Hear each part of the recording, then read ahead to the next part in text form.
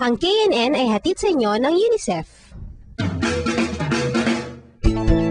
Kanina napanood natin ang storya ng Manila Bureau tungkol sa aklatang pambata at sa mga anak ng desaparecidos. Nabili pa kayo?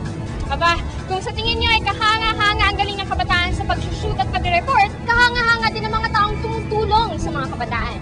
Kaya dito sa KNN, meron tayong segment na tinatawag na Saludo Kami, kung saan kinikilala at sinasaluduhan natin ang mga katangi-tanging tao, grupo o gawain. At kayong mga taga-Mindoro, saludo kami sa isang proyekto na nagpapahalaga sa kalinisan at kalusugan. Panoorin niyo to.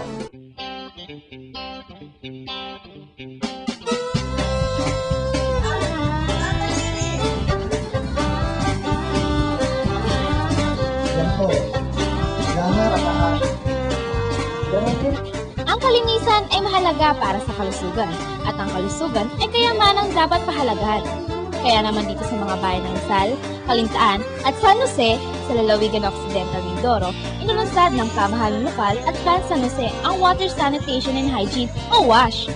Sa pamamagitan ng programang ito, ay ipapaalam sa mga mamamayan ang mga tamang kaugalian tungo sa kalinisan. Bilang bahagi ng paglulunsad ng programa, nagkaroon ng parada na tinawag nilang WASH Caravan. Bukod sa mga kabataan at mga opisyalis ng barangay, kasama pa sa parada sina Captain Wash at ang mga mascot ng Plan San Jose.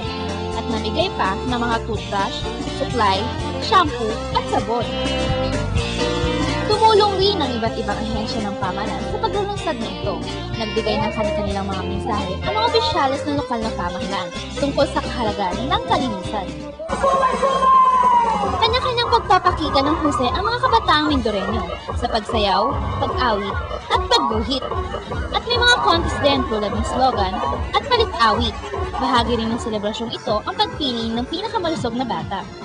Sa gitna ng kasiyahan ay naapabot naman nila sa mga tao ang layunin ng programang WASH. Ang kabutihang naidudulot ng WASH program na ito ay ang pagiging malinis ng ating katawan. Sapagkat sa pagiging malinis ng ating katawan ay napapanatili natin ang kalinisan ng ating kapaligiran at maiiwasan din natin ang anumang uri ng sakit o karamdaman. Makakatulong ako dito sa pagsali sa mga seminar tungkol sa WASH at ipapamahagi ko yung mga natutunan kong kaalaman sa mga kabataang hindi pa alam ang layunin ng WASH para maging malusog ang aming pamayanan.